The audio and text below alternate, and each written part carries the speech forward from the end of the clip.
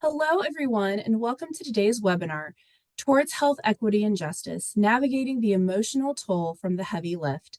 This webinar is a collaboration between two of STFM's collaboratives, the Family and Behavioral Health Collaborative and the Minority and Multicultural Health Collaborative.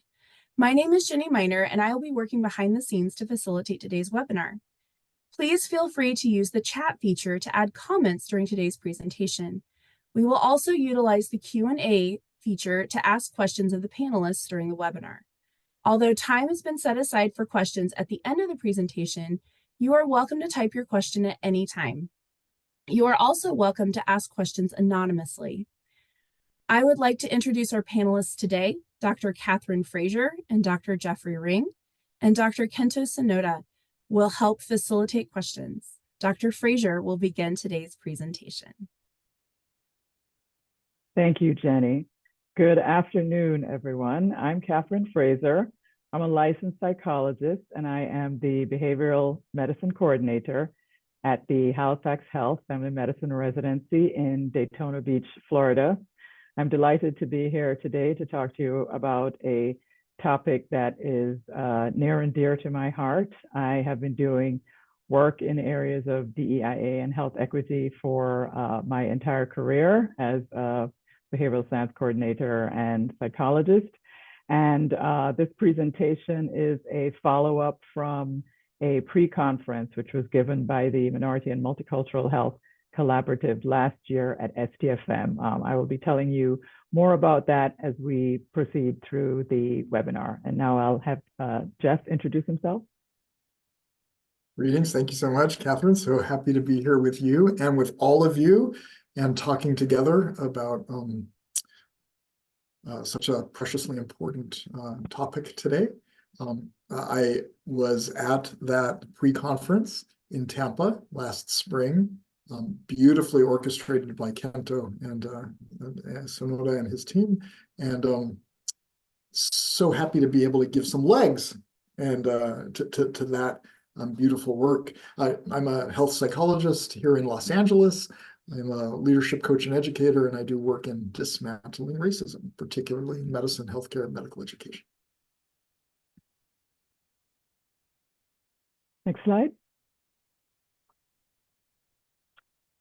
So these are our main objectives for today. We would like to describe to you and define the emotional toll of doing work in the area of diversity, equity, inclusion, and anti-racism in academic medicine.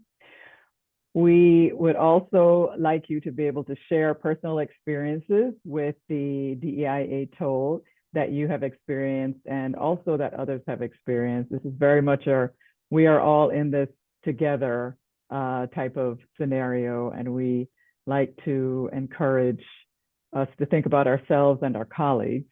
And then also we want to be able to help you identify strategies to mitigate and counteract that toll as best you can in your work and also in the work of your colleagues.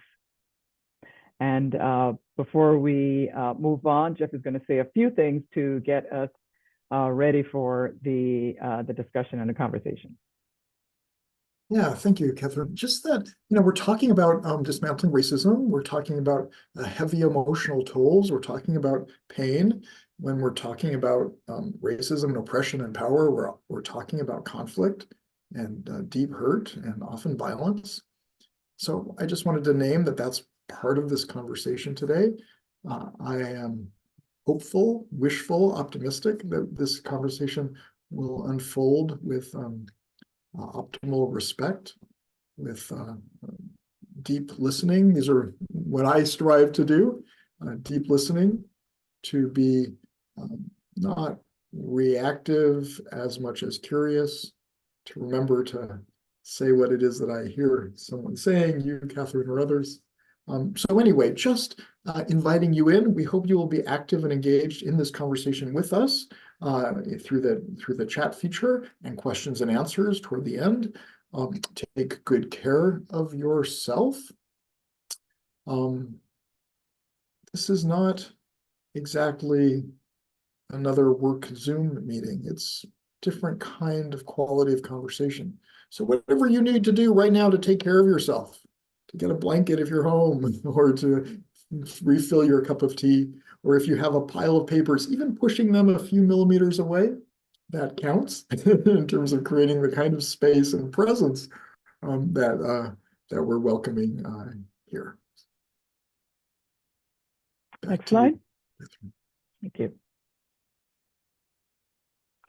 So we'd like to invite all our participants to take part in a poll, and you'll see a question come up. This is going to give us an idea of who is in our audience. And we certainly strive to make these conversations relevant to folks in all different areas of medical education, be you student, resident, faculty, or more of an administrative role. So we invite you to click on whichever one of these is relevant to you, and we will tell you what the results of the poll are.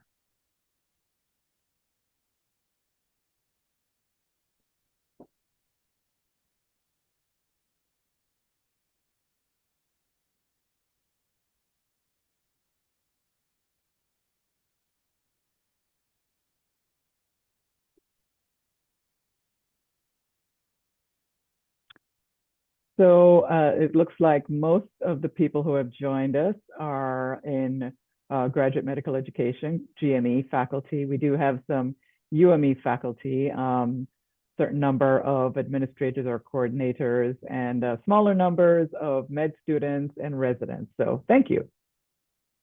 And we have another brief poll for you. And Jeff, if you want to explain this one. Sure. This is kind of a little emotional temperature question. Do you find that the DEI work that you do to be thoroughly energizing, somewhat energizing in balance, somewhat depleting, thoroughly depleting, or it's not quite relevant? So let's see where we all land with this one.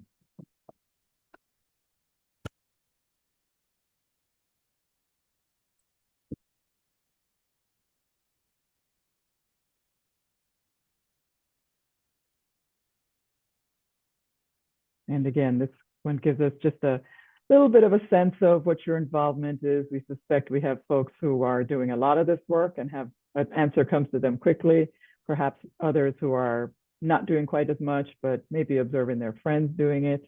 But just to give us an example of how folks are connected to this topic and how it might hit for them. We have the results, Jenny.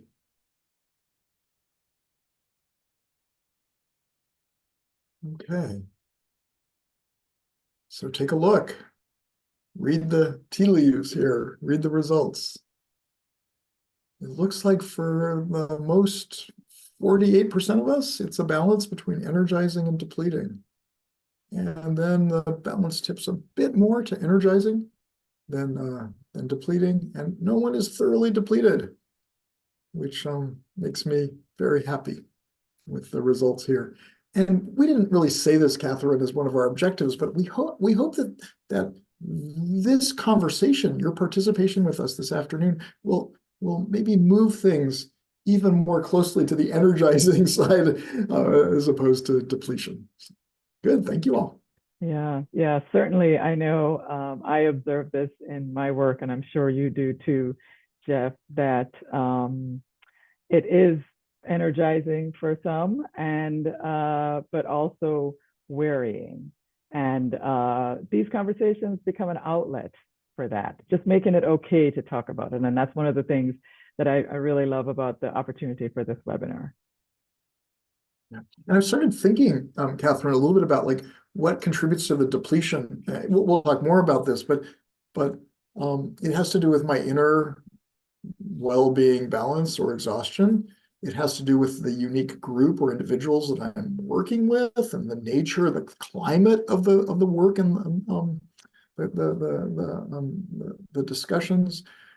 It has to do with world events and external factors that also are very much at play and flavor, right? How we come into tough conversations together.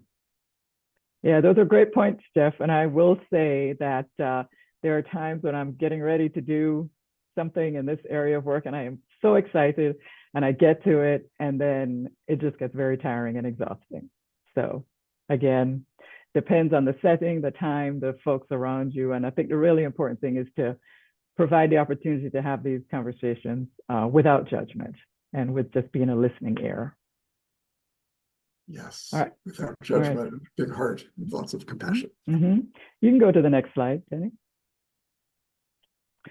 Okay, so as I mentioned, the Minority and Multicultural Health Collaborative put together a really amazing pre-conference. I was honored to be part of it.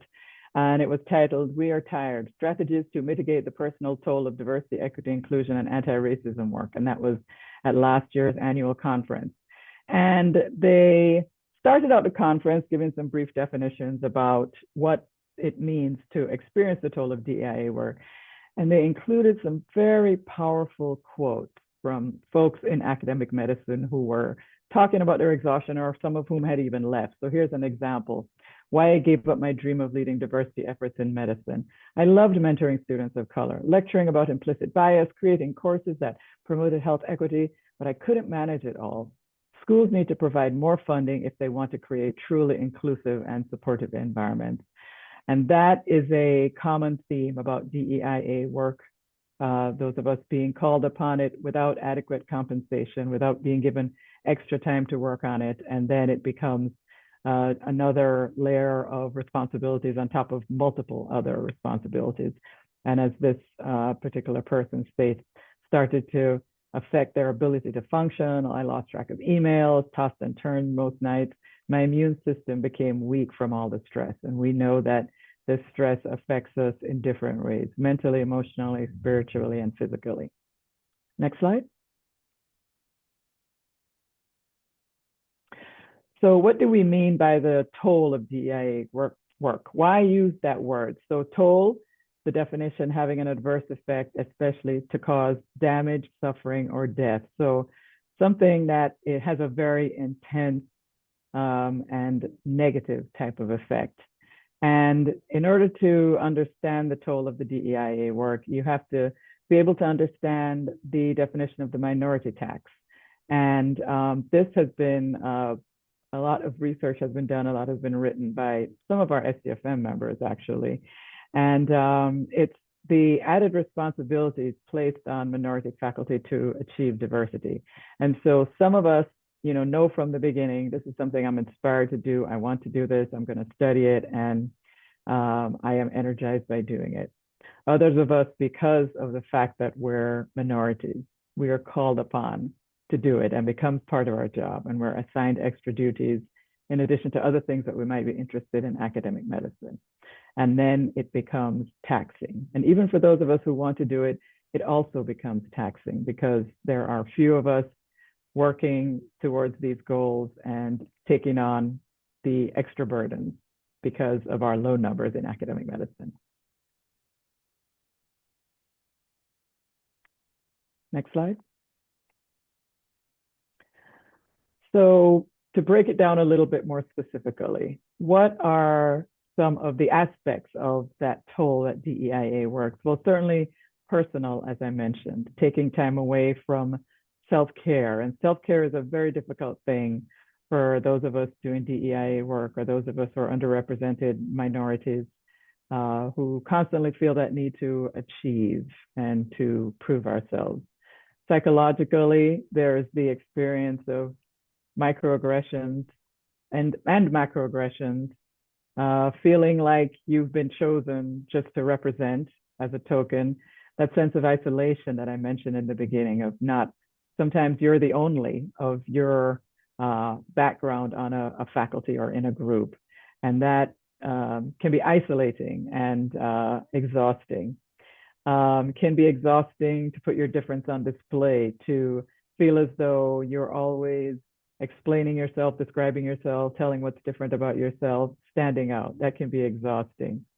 It sometimes feels like emotional labor, needing to explain yourself and explain, why, what is difficult about this day for you. Sometimes there are things that are difficult about my day that don't necessarily have to do with the DEIA work, but have to do with being an underrepresented person in medicine and just the stressors of being scrutinized.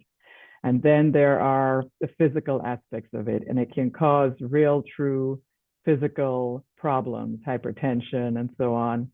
And a lot of this leads to what we think of as racial battle fatigue, just that constant working to prove yourself, to help others, to reach out to others, to support others.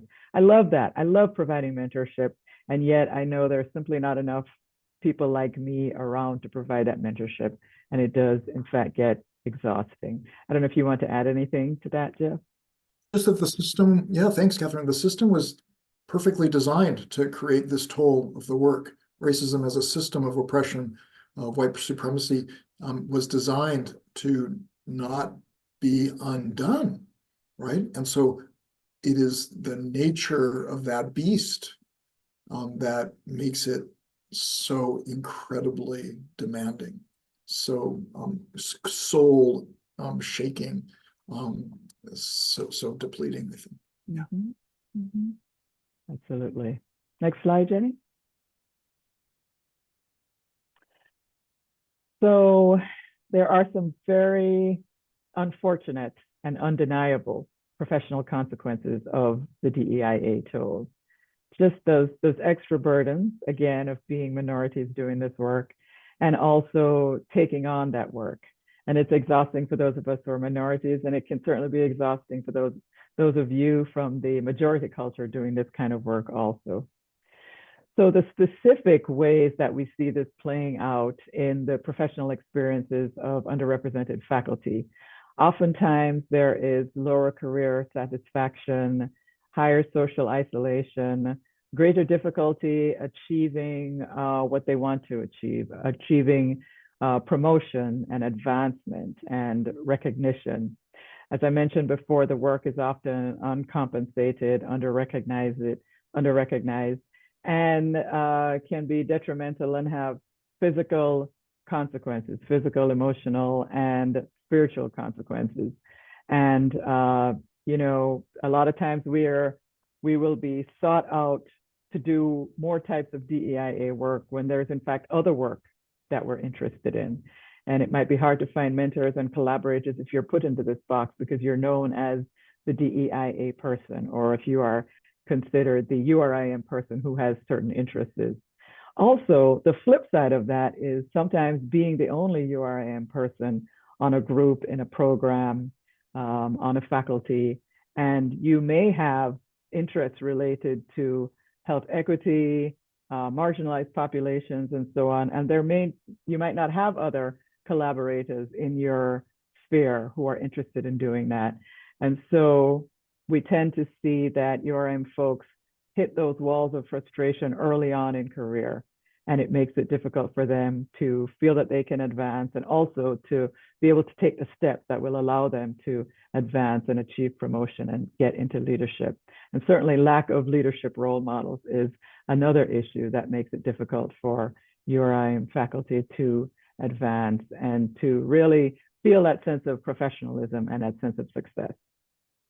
Yeah, I think you're Next highlighting the pieces about isolation and loneliness, Kathryn, which are incredibly depleting. And I might add to this list something about, like, it's kind of in the realm of moral injury. Like if I am if one is a underrepresented faculty and really is interested in mentoring other students from targeted or underrepresented groups, you want to do that, you're called to do that, and yet if the system does not honor or recognize or value or provide resources to do that, then what does one decide, right? To pay the personal price of less time at home or family or my research or other things. And students are hungry for that kind of mentorship and leadership. So that also is another piece of this puzzle, I think. Certainly, certainly. And Jeff and I are certainly not the experts. We've been doing it for a long time. We have a lot of experience, a lot of information. We know you are experts out there too, and we invite you to add anything else to these comments that are relevant to you that talk about your own consequences of the DEIA tool or what you have observed. Feel free to put comments in the chat as we go through. Next slide. So continuing along the lines of the professional consequences of the DEIA toll, as we were saying, you know, there's the day-to-day difficulties of finding folks to collaborate with, finding supporters, finding mentors, finding role models, those kinds of things. And as time goes by, when there is the lack of being able to get that support and that encouragement, discouragement sets in. Discouragement, hopelessness, further isolation. We find that it's harder for URIM faculty to achieve promotion and advancement. And we see that funnel sort of winnowing down as time goes by. There tend to be fewer resources available, fewer folks who are really, there's certainly wonderful, many wonderful role models out there in academic medicine. Perhaps they have not been educated or spent enough time around URIM faculty to really understand the things that they go through and the things that they need in terms of mentorship. And that leads to fewer folks advancing and becoming leaders and becoming role models and being able to turn around and share their experiences. It makes it harder to recruit and retain underrepresented faculty. You know, it's a difficult problem because you want folks to come in and yet perhaps they're looking for diverse representation in the groups that they're thinking of joining. So that makes it a very difficult problem. And we tend to see a greater exodus from academic medicine for URIM folks and for them to have fewer folks in leadership and higher status and higher positions to be able to help them through this, to talk through things with them. And I'm sure that you have also encountered in your time doing this, Jeff, just this sense of discouragement and this inability really to get to the next level, which sometimes can lead folks to decide that they're going to leave and do something different. Yes, and with great tragedy, right? That's the backbone of why this conversation is so important. I think the inner work as a facilitator, as a consultant, is to be able to do my best to continue to be a beacon of optimism and hope and possibility and positivity. But it's not easy. Sometimes it's inner work by ourselves. Sometimes it's together collectively. Sometimes it's finding role models, mentors, therapists, coaches. Sometimes it's reading the work of great people who continue to fuel and inspire us in the work. Mm-hmm. I want to just say one other thing, Kathryn. You know, I have a bit of, I just have some sadness that we're not all sitting together having this conversation in real life presence. Secondary to that, as you've noticed, the chat function has not exactly been flowing, but it is now, I understand, open. And so please, your voices, your ideas are certainly welcome there. We'll do our best to sort of make this as warm and inviting and cozy as we can as well. And questions that you may have can certainly go into the Q&A space also. Mm-hmm. Yeah, great. Thank you.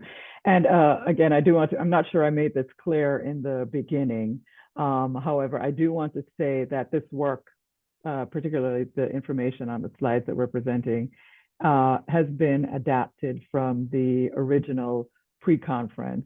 Jeff and I looked at it and thought it would be a good starting point. So I really appreciate my colleagues who did the research and put the slides together, and certainly I was happy to be a part of it as a panelist. I do want to just be very clear that these slides are very artfully put together by my other colleagues on the presentation. So I really thank you for that.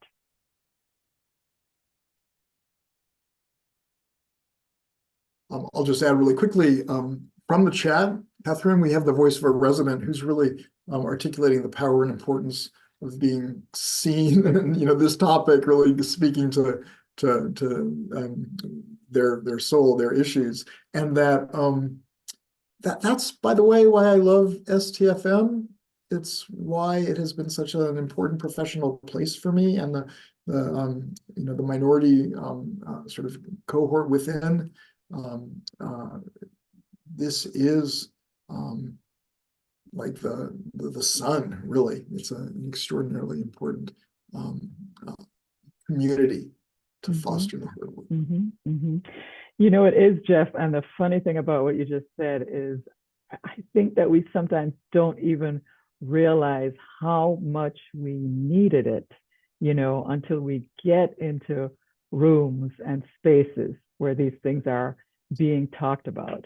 And that just always reinforces for me how important it is for us to keep these issues in mind and to realize that we have colleagues out there all over the country, working in all corners of the country, feeling that sense of isolation and not having someone to reach out to. And I just want to really encourage folks and really thank folks about the existence of we call it the MMH Collab, and how much they really try to do in this area of really standing up for and speaking out about DEIA issues and support for URM folks.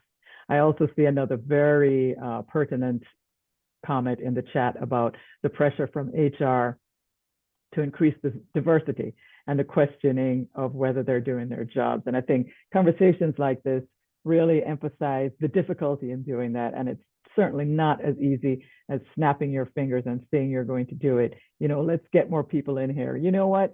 When you get the people in there, who's going to support them? There have to be systems in place, and that speaks to structural changes and administrative changes. And there are all kinds of changes that really need to happen to support a URM faculty in academic medicine on many levels. Oh, Kathryn, I feel just a little bit of a bump in my blood pressure from that comment, right? That somebody in HR or in administration is pointing fingers at somebody else, often people of color, to not have done enough. And as you just said, this is about a system. The work begins with the leaders. The work begins with leaders looking inward, individually and together, at how our structure is not delivering what we aspire to through our mission. Thank you. Thank you. Feel better than a bit. Next slide.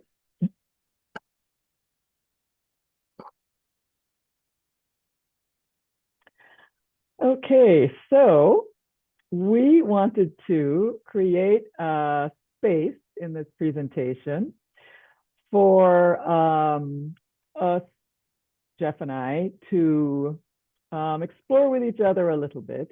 And full disclosure, I don't know if we made this clear at the beginning, Jeff, but Jeff and I have been doing a lot of this work together over the years, actually.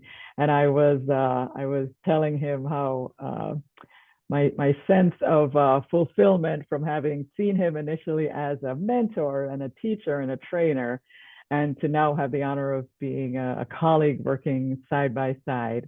And we certainly have gone through our ups and downs. We have different backgrounds culturally, different beliefs and so on, and yet we come together and really try and create good stuff.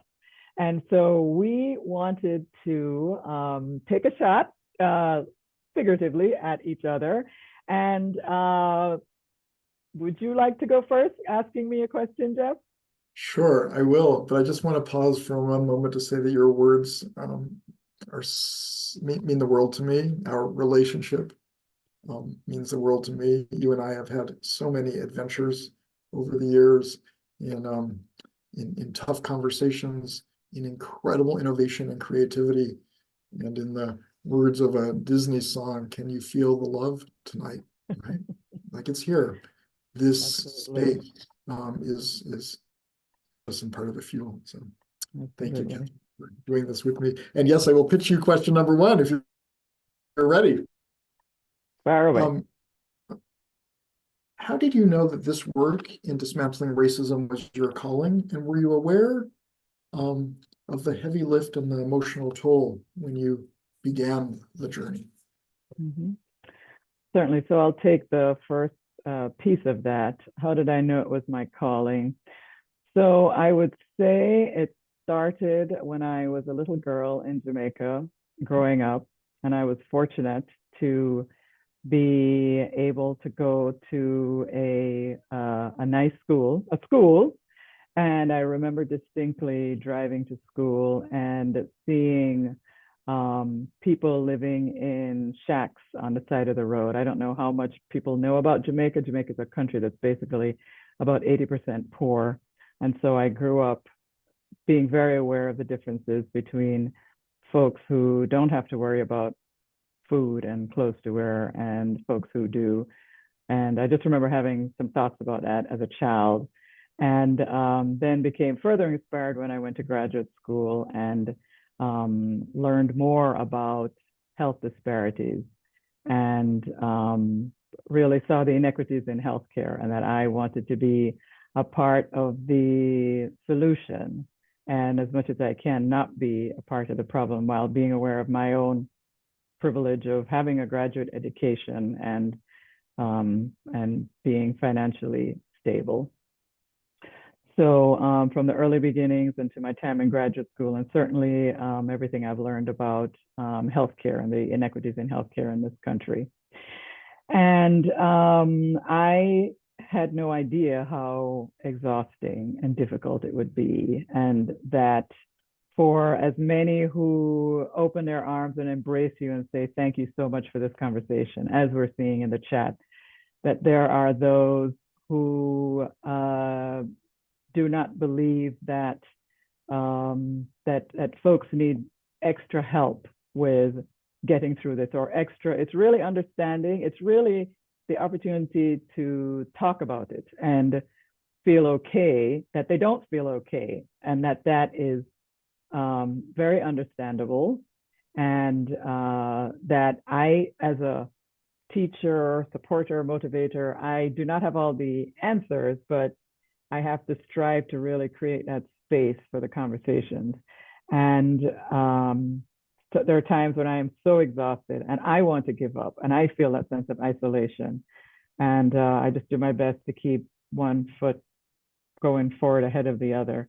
So I try to work in that stress management and that relaxation time. And I learned that along the way, picked it up along the way. I just really appreciate your thoughts on that, Kathryn. By the way, we haven't previously shared these questions, so you all know. This thing you talk about wanting to be part of the solution and not the problem. I just want to celebrate that in you. I resonate to that deeply. It's connected to values and a lot of things. And I just want to celebrate that is, thank goodness, part of the design of human beings, or some human beings. The power of empathy and understanding, of altruism, as Simon Sinek says in his definition of leadership, taking care of the person to the left of us and taking care of the person to the right of us. That's what a good leader is. That's what leadership is. So anyway, just honoring and celebrating that. What would the world be like? I mean, it's already in a mess, but what it would be like if it weren't for that extraordinary angelic capacity of human beings. Yeah, thank you, Jeff.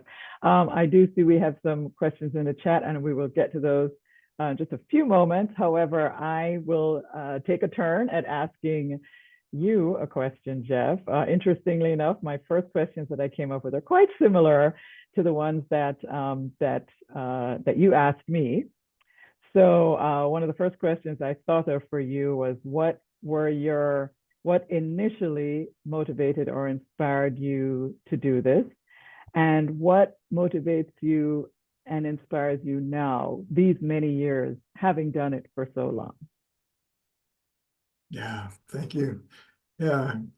I had a calling when I was a teenager to become a Spanish-speaking psychologist. It was very clear, and it's pretty specific. And I don't have anyone in my family who speaks Spanish, but that was clear to me that I wanted to study all I could in terms of psychology and Spanish language, which I did in high school and college and on to graduate school. And I'm pretty good with language, even the intimate language of psychotherapy. And I was feeling good about that until I realized that just Spanish language was not going to it was not going to do the trick, right? In terms of working with folks, I had so much to learn about culture and history and immigration and immigration, poverty, family, so much more.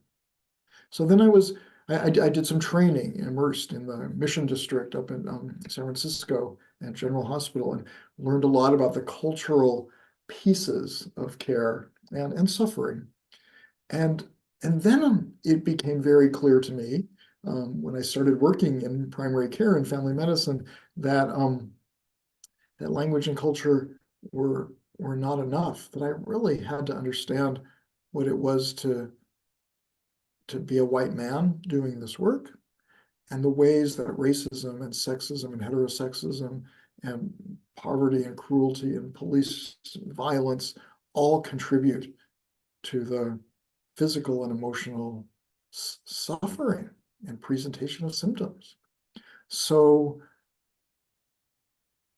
Ignacio Martin Baró, a Spanish Jesuit psychologist who worked in Nicaragua before he was brutally murdered, writes that psychotherapy for psychological problems that are caused by society won't be treated by psychotherapy alone. That what is required is systemic change. And that's when it became clear to me, Kathryn, that there was no other way forward but to be a strong voice for dismantling the upstream racism that was at play in so much hurt. So that's been really my invitation to myself to try and work at multiple levels, including trying to inspire leaders to be better leaders and so forth. Yeah. Certainly. Well, all right. thank you. Are you ready? Sure. All right. You, let's see.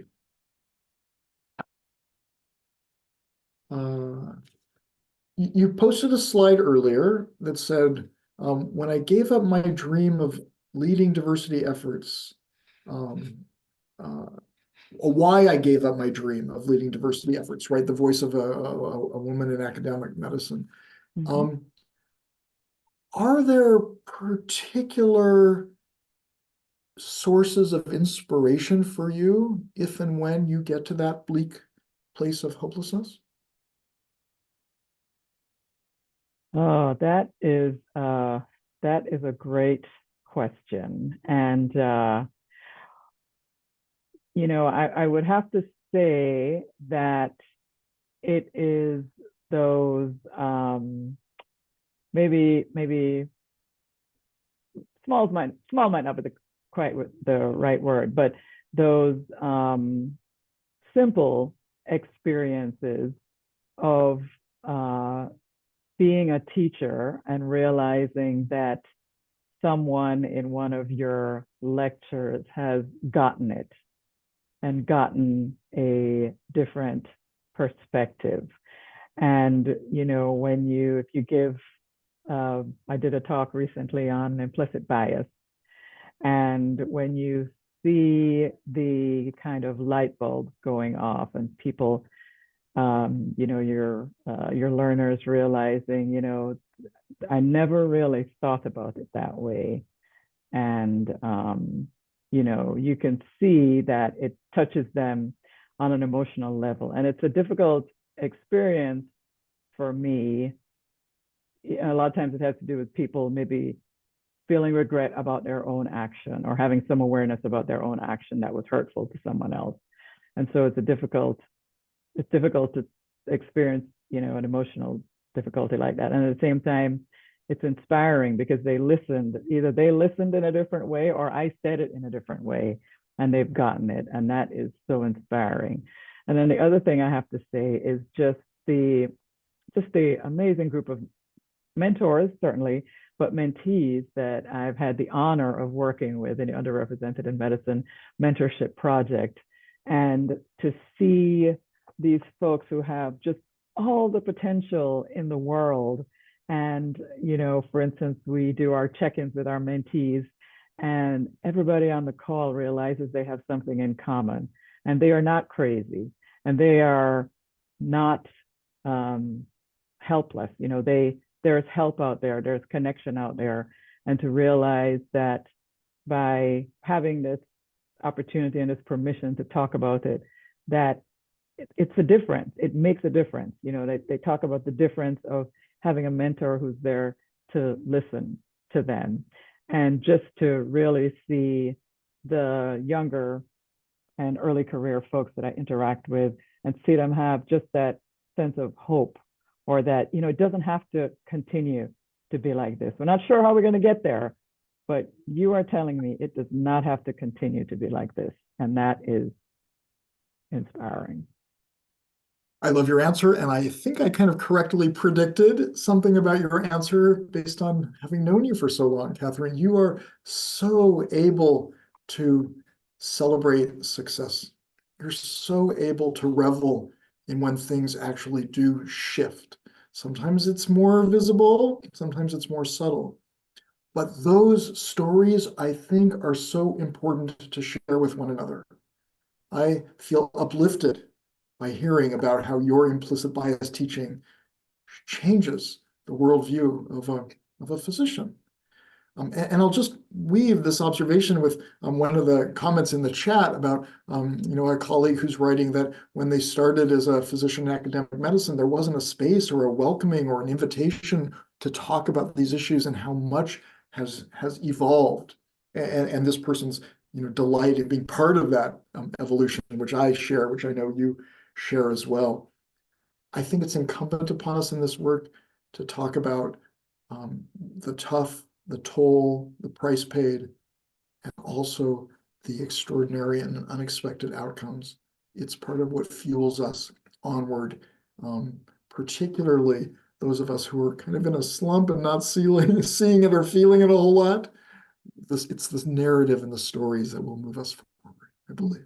Mm-hmm. Yeah, thank you. Thank you so much for that acknowledgement and that validation, Jeff, and also for acknowledging the comment. And yes, Veronica, I agree 100% that we really need to pause and recognize the incidents with Claudine Gay from Harvard and Bonnie Candia Bailey, that tragic loss. Joanne Epps from Temple, the physical impact of being a Black woman in leadership, and that it truly affects health on all levels, spiritual, mental, and emotional. So Jeff, I want to turn the spotlight on you again and ask a question about, so we talk about systemic change, and that's a big word, and we're talking about institutions changing and traditions and all kinds of big changes. And I'm just wondering if we bring it down a little bit more to a more micro level, and if you can think of in your work or your aspirations for your work, if we wanted folks to go back and talk about what a department could do differently, a department chair, a residency faculty, a program director, an associate program director, maybe one thing they could do differently to really become more aware, more in tune of this, the toll of the DEIA work. Why is it important to understand it? What can be done about it? Maybe they can't do something about it. Can they understand it? Can they create space for it? I just wonder if you have any suggestions in your experience. Maybe you've seen something happen, a change or magic or a comment or a question or something. Anything you have to share from your experiences that you would say, gosh, this is a gem. I would like more people to do that. Yeah, thank you for that. For me, Kathryn, it all begins with leadership and strength thereof. I love when leaders say to their team, hey team, this is my set of expectations of how we're going to work together. We are going to work together through uplifting and nurturing and support, that my leadership is authentic leadership and it is relationship-centered leadership. And that we are going to invest time upfront in building the skills that we need to do this hard work, like practicing deep listening, practice empathic responding, practice celebrating excellence, leaning in when conversations are getting difficult, figuring out what healthy conflict looks like and how we come into a space with strong ability to argue things out, not in a way that's personal or hurtful or destructive, but in a way that leads to innovation, creativity, new perspectives, eyes open wider and ears as well, seeing the humanity in another. I think it's incumbent on leaders to have done the inner work to be able to lead those kinds of climate creation interventions. And then they must be vigilant in protecting, in helping the entire team to be protective of one another through what's not going to be easy, that will be very scalding at times. That's where I land. I feel particularly hopeless if leadership is just doing window dressing, not on board, haven't done the inner work to be able to show up. Understandable. Yes, excellent comment, and hopefully that is helpful to some folks listening in on this call and thinking about what possible next steps could be. So I know that we are almost 10 minutes away from the hour. I just want to point out Margaret's comment, and she says, thank you for this conversation. As a cisgender white woman, she has come to understand that it is her calling and responsibility to put in the work to dismantle the structures of oppression that are embedded in American institutions. And, you know, I just want to mention that I have been very inspired by many of my white colleagues, such as those who've worked in the Underrepresented in Medicine Mentorship Project and others who embrace this difficult work. And they don't have to. They could continue on in their lives and ignore or not be in tune to what is happening. And many of them choose to do this. And it is difficult work. And as I mentioned, it's sort of a we're all in this together type of thing. So I want to say two things too, if sure. I could, in response to those written comments from Margaret. First of all, about worrying about messing it up. We will mess it up. It's just very messy work. A friend once said to me, what did they say? They said that the imperfect ally is not the enemy. I found that reassuring and kind of freeing. Secondly, I will say, building off of what you just said, Kathryn, that this actually is the work of white folks, I believe. It's not the responsibility of people from targeted groups to undo a system that has been targeting them in such horrendous ways. It's really the responsibility, I think, of white folks to be a voice and a clarion call of hard conversations and real change. Kathryn, I know we were going to go to questions and answers. I want to pitch you one more quick question, if I could, before we do that. Is that all right? I'll do my best to answer it really quickly so we can get to the question. My question for you, Kathryn, is Brian Stevenson writes that in dismantling racism that we must stay tethered to hope. So my question for you, Kathryn, is how can I help? What do you need? What can this precious friend and colleague of yours here in Los Angeles do to sustain you as you face the exhaustion and the toll on your shoulders? You know what, Jeff? It means so much to me that you even just ask that question. And I'll just share with the audience. I was struggling with something at some point with, I think, with another colleague. And you and I were just having a quick, what I felt like was a mentor-mentee session. And you just said to me, you know, Kathryn, honesty is a gift. And you really encouraged me to be honest with my colleague that I was struggling with. And so that is what I would ask of you, Jeff, that you be honest with me about what I'm doing right, what you support, what you encourage, and what I need to work on. And ask that I could do that with you too, to be honest with what you're doing right, whatever humble suggestions I might have, and to be able to let you know when maybe something you have said or done or not done or something is hurtful to me as a URM person. You know, first to be able to have that conversation, Jeff, is just gold. And as I'm saying that, I feel that sense of trust between us that we can do that, but just for more honesty in the world, more honesty. Yeah, I will do my best to meet you in that place, Kathryn. That appeals to me deeply. We have a drought of honest and true conversation. We have so much fear and worry about speaking truth to one another. Feedback, offering, and receipt are specialized skills that we all, I think, struggle with in family medicine education. But please, yes, I want to share and to hear, and in that way to grow together, and actually through our relationship to do things in a new and different way. That is not what racism as a system is pushing for. Absolutely.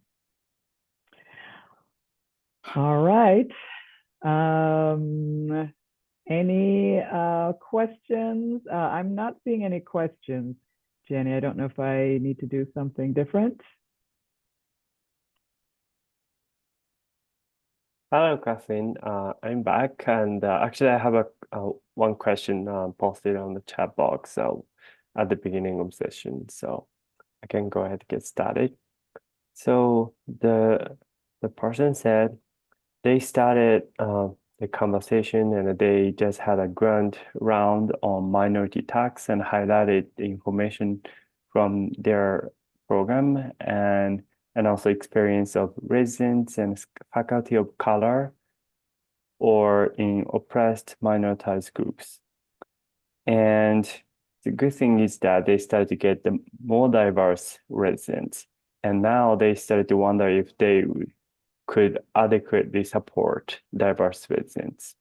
The work does not seem to end at the EIA.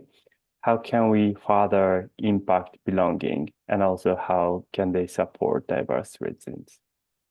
Thank you.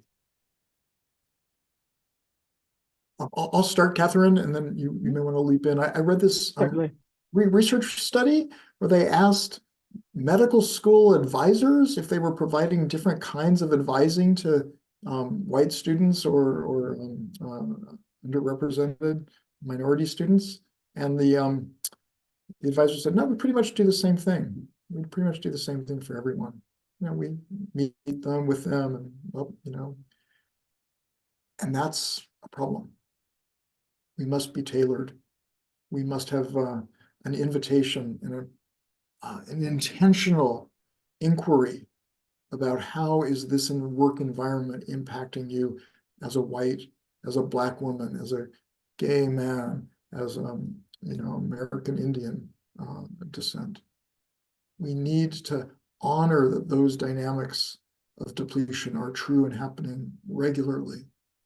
I worked with a nurse, a Black male nurse, who said that his experience in the institution where he worked was like he was in a boxing ring in the dark. He knew he'd get hit over and over. He just didn't know where the next hit would come from.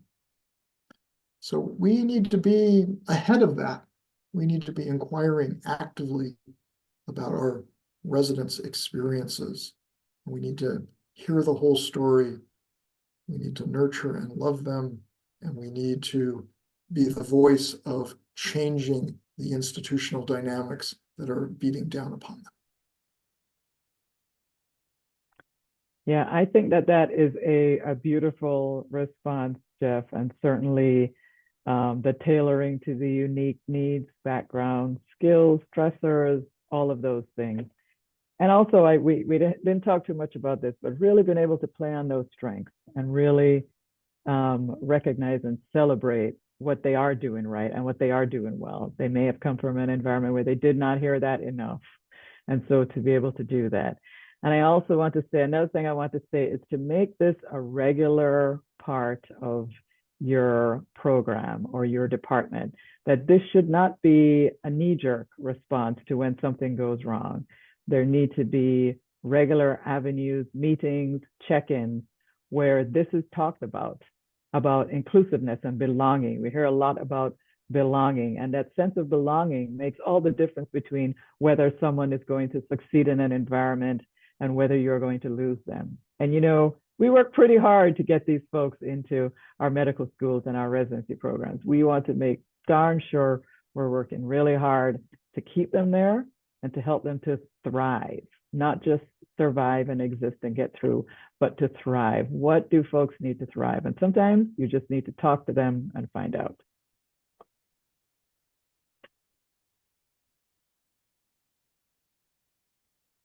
Thank you so much. And now we start to get lots of questions, but we will hit them one by one. The next question is, how can we maintain our motivation while knowing millions in our nation are supporting a candidate for president who denies racism? Cynthia, I really appreciate you bringing this question to this conversation. And we touched on this a little bit about how national events, national crises, political events certainly bleed down to our day-to-day existence. Sometimes even if you're not a particularly political person or watching the news, but there is this environment, this climate that's created by national events. And I can say, for an example, with our mentor-mentee check-ins, that we acknowledge that these things are going on and how difficult they can be. And in doing that, you're not necessarily offering a solution to the problem. We don't have the solutions.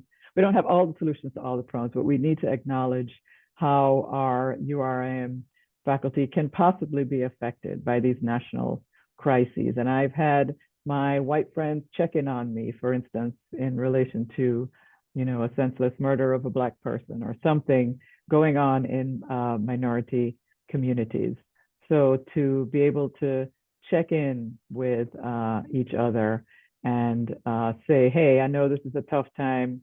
Do you need to talk? Anything I can do? That kind of thing. So it's difficult. It is very difficult to not lose hope. I would have to agree with that. I will add to that answer that these words of Bryan Stevenson, stay tethered to hope, it's like a mantra. I have to remind myself of those words like 8 or 10 or 12 times a day, especially if I'm watching the news, and it helps. But I will also say, on the active engagement side, I know how racism works, and I know that part of the objective for all of that noise is to deaden me to the possibility of change. So I have taken the step to block my calendar in September and October to be very active and engaged as the election draws nigh.